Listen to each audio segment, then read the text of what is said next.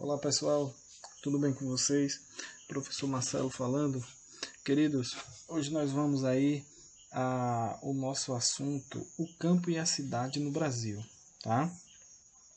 Portanto, peguem lá o livro de vocês, vamos lá para o capítulo 3, abram lá o livro para vocês acompanharem, tá ok? Então vamos lá. Primeiro nós vamos entender aí o que é o campo e o que é a cidade. Nós temos aí essas duas imagens e nós podemos observar a paisagem do campo e a paisagem da cidade. O campo é uma região não urbanizada, né? E o que é urbanizar? Urbanizar é construir cidade, edificar cidades, certo? Então, o campo é uma região que não vai possuir a urbanização, a estrutura que tem uma cidade, principalmente no tocante à pavimentação, a edificações altas. Vocês podem observar aí, ó, aqui é uma imagem lá da cidade de São Paulo. Nós podemos ver aí a famosa selva de pedras, certo? Portanto, lá no campo você não observa. Os arranha-céus lá no campo são as árvores, certo? Diferente do que ocorre na cidade. Então, o campo é uma região não urbanizada destinada às atividades da agricultura e pecuária, também o extrativismo, a conservação ambiental, etc. E no espaço rural, onde se produz grande parte dos alimentos consumidos no espaço urbano. Então, o campo ele vai estar aí destinado à produção de grande parte dos alimentos, porque tem nas cidades também vai produzir alimentos, pouco mais se produz, certo? Então não é exclusividade do campo não, a produção de alimentos, mas é uma área destinada a isso, tá ok? A cidade, o espaço urbano pode ser definido como o espaço das cidades, o conjunto de atividades que ocorre em uma mesma integração local, com a justa posição de casas e edifícios, atividades e práticas econômicas, sociais e culturais. Tá? O que é isso? O que viria a ser essa justa posição de casas e edifícios, atividades e práticas econômicas e sociais, também culturais? Vamos lá. Na cidade, como eu já disse, é um meio urbano, ou seja, construiu-se uma cidade ali. E no momento da construção, da edificação, existem algumas leis, algumas normas que regem aí o chamado plano diretor. E aí o plano diretor ele vai dizer o seguinte, ó, nesse espaço aqui é um espaço destinado à comercialização de produtos, por exemplo. Se você busca uma loja, visitar lojas para comprar, seja roupa, o que seja, a primeira coisa que vem à mente é o centro de Aracaju ou o shopping, né? Porque lá você vai possuir uma variedade maior, você vai ter muitas ofertas. Lá é um local destinado a isso, certo? Então é a justa posição do comércio. Se você está procurando, você está precisando fazer uma consulta médica ou um exame, então você vai aonde? Você vai lá ao bairro Siqueira Campos, especificamente ali por volta da Rua Bahia, Rua Sergipe, né? Naquelas ruas ali no entorno, você vai encontrar. Ou, se não for lá, você pode ir ao bairro São José, precisamente ali naquela região próxima à Praça Tobias Barreto, onde fica o Hospital São Lucas e algumas clínicas famosas de Aracaju, para você fazer consultas e exames. Então isso é a justa posição, certo? Das casas, existem bairros em Aracaju que são praticamente que exclusivos para habitação, a atividade econômica, social. Se você busca um teatro, você vai aonde? Tem um teatro no bairro São José, o Ateneu, tem um outro lá no Inácio Barbosa, que é o Tobias Barreto, e tem o Lourival Batista, que praticamente não se usa, tem um uso muito pouco, que fica ali no bairro Cirurgia, ali na rua Laranjeira, se não me falha a memória, né? Ali próximo à Escola Normal. Então, existem os espaços de uso na cidade. A cidade é um espaço organizado, justamente para isso. Alguns, né? Mas na teoria deveria ser tudo organizado. E aí vamos à relação campo-cidade. Essa relação campo-cidade, pessoal, as cidades, geralmente nós vamos ter a capital, seja a capital do país, a capital do estado, o centro da cidade, né? Então, a sede do município seria a capital, o centro da cidade, certo? Então, lá na cidade nós vamos ter tecnologia e produtos industrializados. Tudo chega primeiro na cidade, né? Tudo chega primeiro na cidade e é distribuído, certo?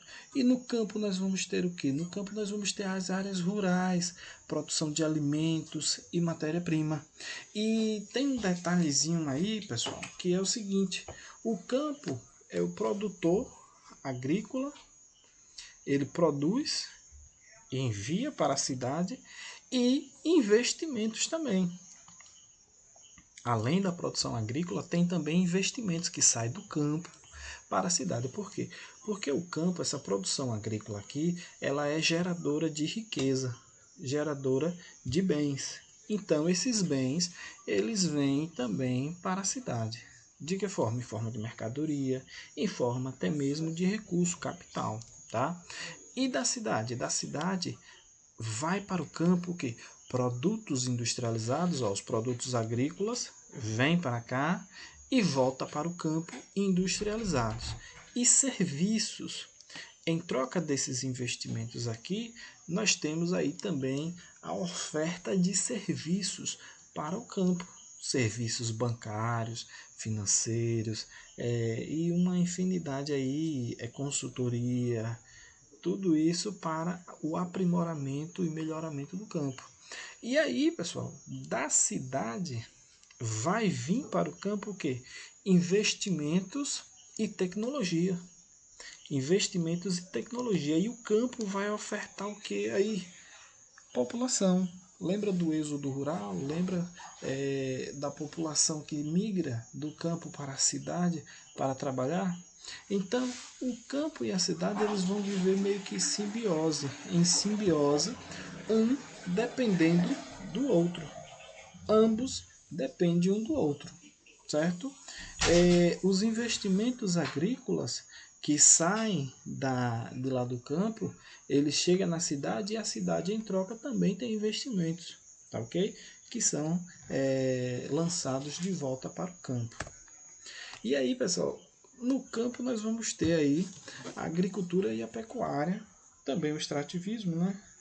O extrativismo animal, vegetal ou mineral, né? Relembrando aí, o extrativismo mineral seria a extração de minérios, o extrativismo animal seria a pesca, a caça, e o extrativismo vegetal seria a coleta de frutos, flores, até mesmo da madeira. É um extrativismo vegetal, desde que a madeira seja nativa da mata, não cultivada, né?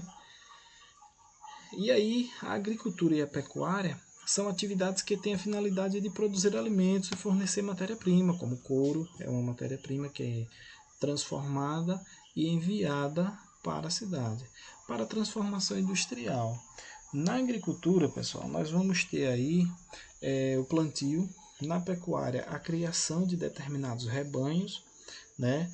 Nós temos aí como principal rebanho brasileiro o bovino, temos também ovinos, caprinos e ovinos, pessoal.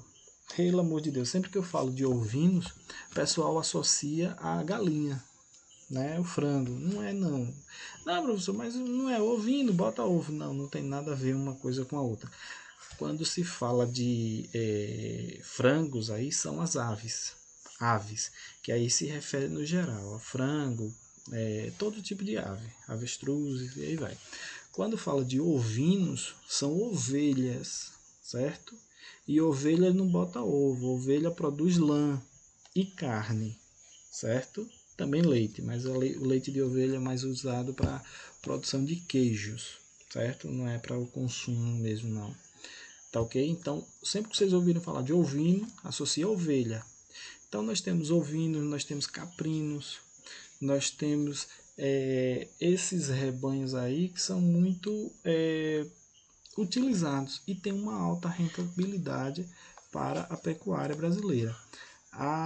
Esses são os fatores aí que vai depender. Agora tem uma coisa, o rebanho brasileiro, ele é um rebanho altamente moderno, isso tem a ver aí com a modernização do campo, é moderno, a agricultura brasileira, ela é super moderna, é uma das mais modernas do mundo, nós temos tecnologia de ponta e muito dessa tecnologia é criada aqui no Brasil. Então o Brasil, ele é criador de tecnologia nesse setor aí agropecuário, certo? Tem um know-how em muitas áreas. E essa mecanização do campo, pessoal, vai ocorrer justamente com a modernização da cidade. Mas na frente eu vou falar sobre isso, tem uma imagem só falando sobre isso aí. Ó. Quando a gente fala da modernização do campo, nós falamos aí, por exemplo, nesse tipo de produção aí. Ó, esse tipo de produção fica muito dependente das condições de clima e da qualidade natural do solo, ou seja, de sua fertilidade. Vocês podem observar aí, tem um rapaz... tem um animal na frente, um rapaz atrás e tem um arado. Isso aí é um arado que chama para arar a terra. Esse arado ele vai possuir duas rondanas de metal que vai uma contra a outra passando sobre a terra, revolvendo a terra para oxigenar e deixá-la fofa para o plantio. Isso aí, pessoal, é um arado manual, certo? Esse cidadão ele vai passar aí muito tempo para arar essa terra. Com a modernização do campo, o que foi que aconteceu? Ao invés de duas rondanas, foram trocadas aí esse animal por um trator e o arado manual por um arado mecânico atrás do trator. E o rapaz, ao invés de estar empurrando ali o arado, ele passou para a cabine do trator. Ele agora passou a dirigir um trator. E o serviço que ele fazia aí, em um dia, ele passou a fazer em 2 horas. 2 horas de trabalho com o arado mecânico, que deixou de ter somente 2 rondanas, passou a ter várias rondanas, chegando aí a aproximadamente 50, 100 rondanas, a depender do tamanho do trator. O trabalho que ele fazia aí no dia todo, em 2 horas de trator, ele resolve esse problema todo sem se cansar. Então isso é a modernização do campo. Isso passou a chegar no campo através pós década de 70. Nas décadas de 1970 e 1980, a agropecuária brasileira sofreu muitas modificações, visando sobretudo o aumento da venda de produtos agrícolas para outros países, para desenvolver essas lavouras, laranja, cana, café, por exemplo, e intensificar o plantio. Os produtores, investiram em modernização, aumentando a mecanização, que diminuiu a necessidade de mão de obra no campo. Observem bem que a industrialização brasileira ela vai iniciar na década de 30, em 1930, com Getúlio Vargas, e vai ter um boom na industrialização brasileira em 1950. E aí, pessoal, depois dessa industrialização, quando muitas indústrias vêm para o Brasil, se instalam aqui, as cidades começam a se urbanizar, a crescer. Lembra do que eu falei? Que com a urbanização, com a modernização da cidade, se moderniza o campo? Na década de 1930, começou a modernização da cidade. 50 foi aquele boom, aquele crescimento arrojado, efervescente.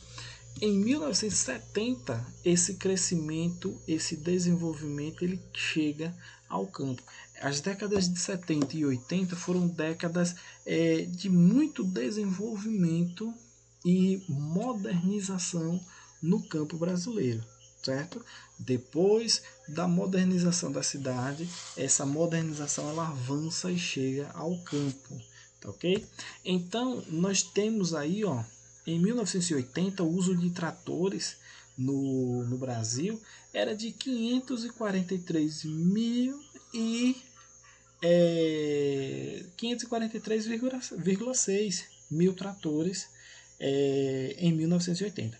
Em 2005 já pula esse número aí para 943,6. Então quase que dobra em 2005, certo? E em 2005 nós não tivemos aí muito, até 2005 a economia estava se restabelecendo, porque depois da década de 80, quando chega a década de 90, nós passamos por muitos problemas econômicos, né? Que aí o período de FHC como presidente foi um período de reestruturação, porque a década de 80, 90, quando chega a 90, com a redemocratização, o período de 90 foi a chamada década perdida, né? Até 1990 foi a economia do Brasil foi um desastre. E aí depois começou a se recuperar, certo? Então, em 1980, o uso de agrotóxicos era 64,5 mil toneladas. Em 2005 passa para 212,4 mil toneladas. Então passou um crescimento muito grande, a evolução disso aí foi muito grande. Então, se aumenta o uso de maquinário, se aumenta o uso de pesticidas, defensivos agrícolas, que são os agrotóxicos, quer dizer que aumentou a área cultivada, consequentemente aumenta a colheita, certo? Aumenta a produção. Então, a modernização da agropecuária brasileira alterou a paisagem e as sociedades rurais. Redução do número de camponeses, máquinas agrícolas passaram a fazer a maior parte do trabalho, preparar a terra, semear, adubar e fazer a colheita. O uso da eletricidade, dos derivados de petróleo, substituiu em grande parte o trabalho muscular feito por humanos ou animais. Então, essa modernização altera a cara e a paisagem do campo brasileiro, certo? Isso quer dizer que não existe mais o trabalho braçal, aquelas técnicas rudimentares? Não, existem ainda. Mas a grande propriedade brasileira, aquela que não produz para o consumo interno, que fique bem claro, as fazendas que irão utilizar da alta tecnologia, dos defensivos agrícolas, pouca mão de obra, alto investimento em genética, sementes selecionadas, tudo isso é uma produção para exportação, não é uma produção para o consumo interno. Não, muitas das vezes essa plantação aí, a produção já está vendida antes mesmo da colheita acontecer, né? Porque existem os escritórios aí ligados, atentos à Bolsa de Valores, fechando negócios com o mundo todo. Então, eles têm uma área cultivada, e naquela área cultivada estima-se que vai ter aí 100 mil toneladas a safra, 100 mil toneladas. Eles aí começam a negociar, e aí é lógico que essa estimativa não vai dar, aí pode dar 100 mil, pode dar 110 ou pode dar 90, né?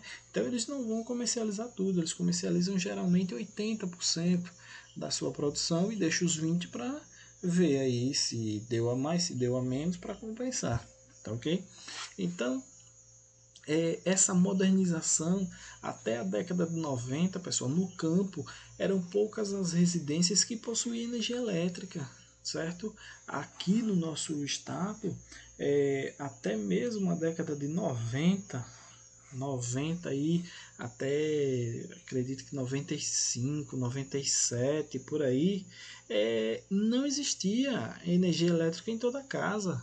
Aí depois que a Energip, que na época era Energip, foi privatizada, e aí a Energisa passou um tempo ainda se chamando Energip, o grupo Energisa comprou, e aí eles fizeram o quê? Criou-se, o governo federal criou o projeto de eletrificação rural. Criou esse projeto, mas agora as concessionárias de energia elétrica não eram mais estatais, todas já tinham sido vendidas, né? E aí o que foi que aconteceu? Lógico que eles tinham interesse em eletrificar o campo, porque o campo iria consumir energia e o produto deles é energia. Eles queriam vender o produto deles, né? Então eles investem, mas com a certeza e a garantia do retorno, certo? Então isso vai acontecer já na segunda metade da década de 90. Né? Então não foi a energia. Hoje em dia nós temos energia praticamente em toda casa, eu não sei aí pelos interiores, e nem sei aqui na cidade aqueles que não têm condição de pagar a conta, né? Porque a conta está muito cara. Então acredito eu que praticamente toda residência aí tem energia, mas isso aí foi um grande passo, uma modernização. Água em toda casa eu não vou nem falar, né? Porque tem pessoas que moram ao lado do rio ou ao lado da represa e o sistema de água não instala nas casas dele, né? Isso acontece aqui no nosso interior do estado. Então, pessoal, essa modernização toda vai ocorrer e vai ocorrer com um reduzido número de camponeses, porque quando a mecanização chega, ela expulsa o homem do campo.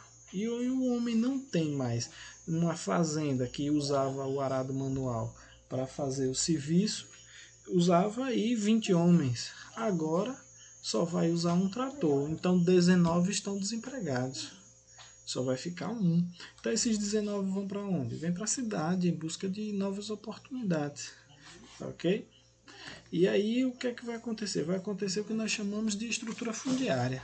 E o que é a estrutura fundiária? É a forma como estão distribuídas as propriedades agrícolas. Uns com tanto, outros sem nada. Como ela pode ser classificada? Equilibrada ou concentrada. O que é uma estrutura fundiária concentrada? Perdão, equilibrada. Onde a maioria das propriedades tem o mesmo tamanho, certo? Então a maioria das propriedades tem o mesmo tamanho e nós vamos ali com as fazendas com praticamente o mesmo porte. Só que concentrada, que é o que acontece aqui no Brasil, onde poucas propriedades ocupam mais espaço do que a maioria das propriedades. E aí acontece o seguinte, tem um grande fazendeiro que ele tem vamos supor, uma fazenda com 100 tarefas, eu estou com uma tarefa. Uma tarefa, pessoal, é 1000 metros quadrados, certo? 1000 metros quadrados é uma tarefa. E aí eu estou com minha propriedade lá de uma tarefa. O vizinho do lado tem 100 tarefas.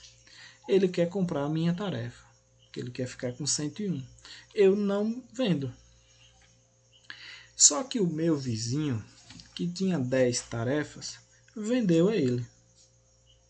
O outro vizinho, que tinha mais 5 tarefas, também vendeu. O outro que tinha 6 vendeu, o outro que tinha 10 vendeu. Então, meus vizinhos todos estão vendendo a ele. Ele está comprando todo mundo. Só vou ficar eu lá com minha única tarefa. O que vai acontecer aí no campo, aqui no Brasil? Primeiro, o preço da minha propriedade vai cair. Vamos supor que ele estava dando aí 10 mil reais na minha terra. Depois que ele comprar dos meus vizinhos, ele vai dizer, ó, só dou 5 mil reais em sua propriedade. Porque se eu não vender a ele, quem mais vai ter interesse em comprar aquela propriedade? Ninguém. E se eu eu não vou vender, eu vou ficar no meio dele, sufocado. O que vai acontecer? Ou eu saio por bem, vendendo, ou eu saio dentro de um caixão. Essa é a realidade do campo brasileiro, certo? Porque o grande proprietário, uma hora ou outra vai acontecer algum acidente, uma arma vai disparar, vai acontecer alguma coisa e simplesmente vai acontecer do cidadão morrer e a viúva ser coagida a vender essa propriedade, certo? Então isso acontece, essa concentração na mão de poucos e a grande maioria com muito pouco, certo? E aí, pessoal, perdão, eu esqueci aqui de algo. Essa concentração, ela vai acontecer, o que nós vamos chamar aí de latifúndios, certo? Latifúndios são as grandes propriedades, certo? E os minifúndios são as pequenas propriedades. Então vai acontecer muito pouco essa questão dos minifúndios, da pequena propriedade, e do latifúndio vai acontecer muito mais, tá ok? Então a estrutura fundiária brasileira ela vai estar dividida em equilibrada, que equilibrada aí seriam os minifúndios, e concentrada, que são os latifúndios. Tá ok?